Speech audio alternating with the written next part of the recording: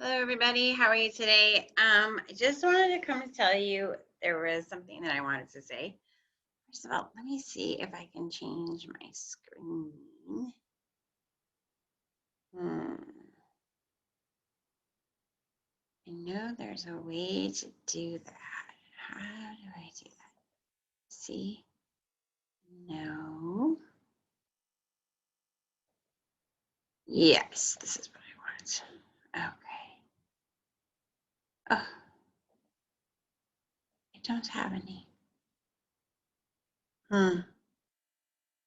All right. Never mind. I used to have this where it was like a virtual background, but I don't see anything here. Okay, anyways, all right. So let me start. Okay, so therefore you see my big white wall behind me. So I guess there's nothing wrong with that.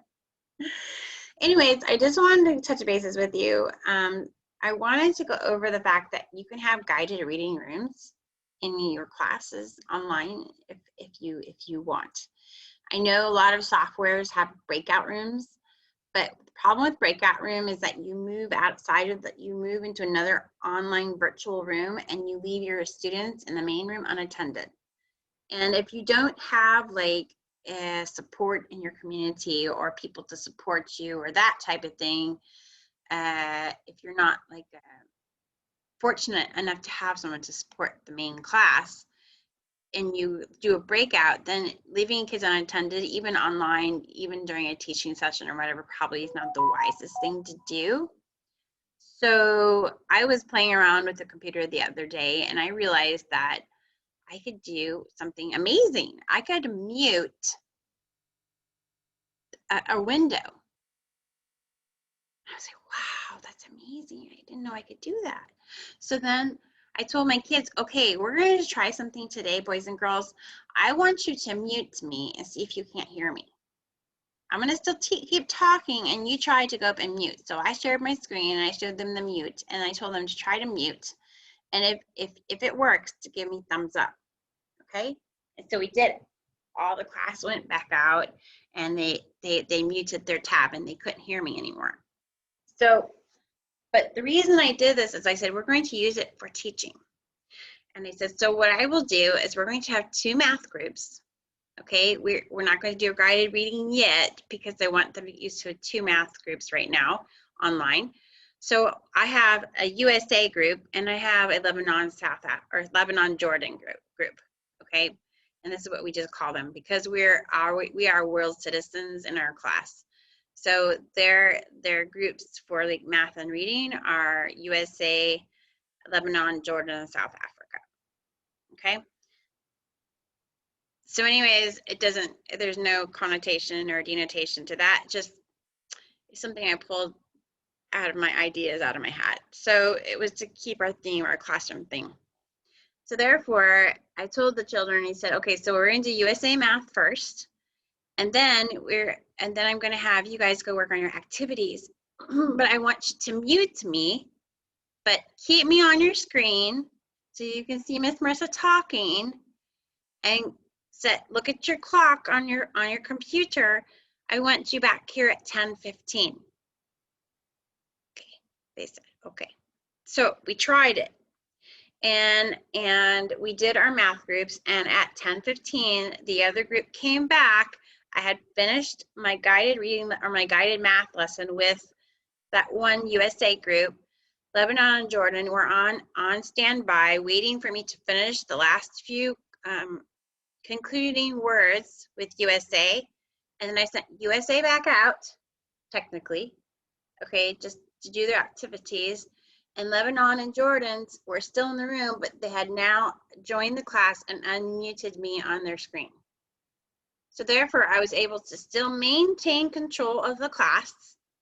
I still was able to have all of my students still in the classroom, but that they were still able to work on their individual activities, even though they didn't hear me. So this is an amazing tool if you don't have breakout rooms and if you don't have the luxury of having extra support online. If you want to teach your students in groups online, in differentiated groups, this is when we need to do it.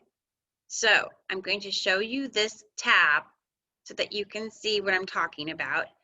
And then hopefully many other people will benefit from this.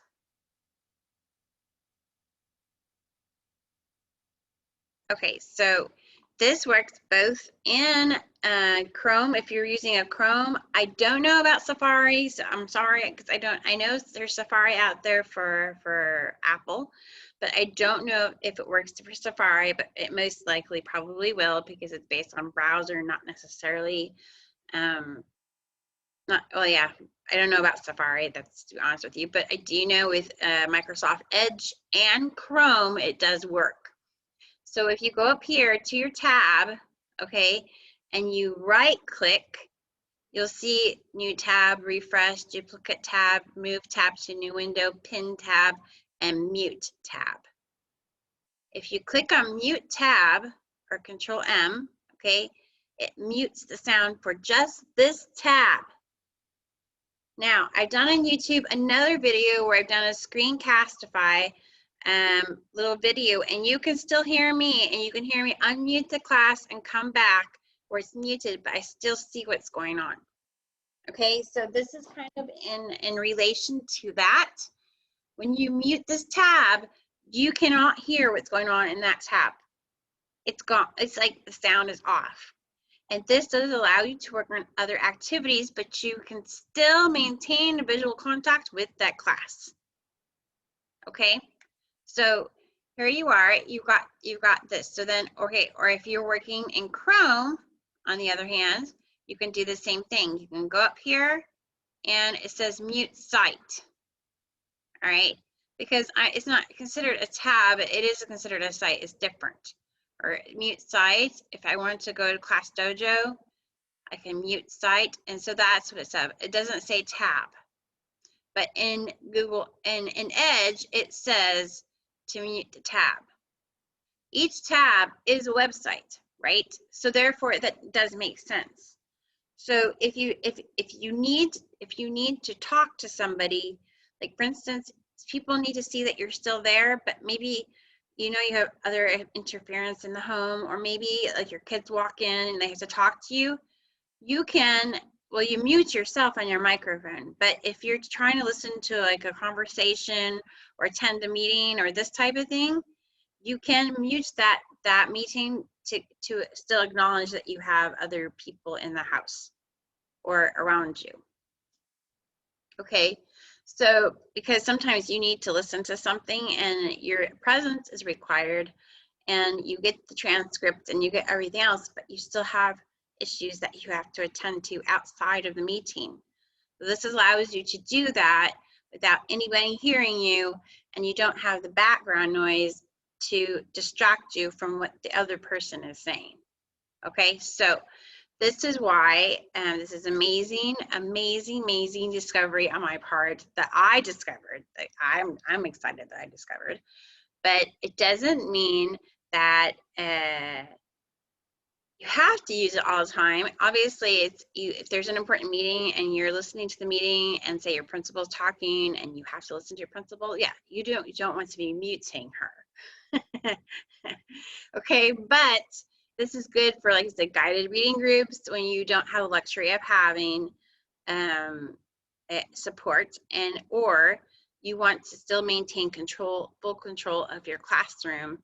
Then you train the students to come back at a certain time, and every child has a digital clock right on their screen. So basically, you probably wouldn't be able to do this with first graders unless you practice with mom and dad at home. But my third graders are big enough to understand what 10:15 means, or 10:30, okay? So if they all know that they have to come back at a certain time, they'll be watching that clock. Oh, it's 10:30, I gotta go back to Miss Marissa. It's my turn to learn, okay? So they'll be trained that now they understand the purpose of a guided reading situation, or guided group situation. So that's what I usually do. And when I'm doing lessons, is at first we'll do a full gathering, and we'll talk about the day and what did they learn the last time we were together. And so this gives a chance for the whole group instruction to take place as an introductory or remembering what we learned before, this type of thing, okay? But I still want to break out of the groups. So when I do a breakout with the groups, I have about 20-25 minutes with one group and 20-25 minutes with the other group. We do a conclusion per group, not necessarily full class. I sit with that one group and I say, okay, so what did you learn today? Okay, and then if it was the other group, I'd say, okay, what do you learn today? And if they finish their work and they finish their online studies, their activities, they're free to go. Because we've already joined together in the beginning, I've concluded in their group, I've concluded in the other group, now they can go off and do what they need to do. Because my job is not to teach. Even I am not in the classroom, my job is not to teach. My job is to facilitate. I've given them the tools that they need in order to do the work on their own. I sit in the classroom, I tell them, if you are finished, you may leave. If you're not finished, to stay here and ask me a question. Then I'm here for one-on-one for kids that actually need extra help. So that 1 hour that I'm teaching, that 1 hour I'm online for each of the students, I'm here, I'm listening.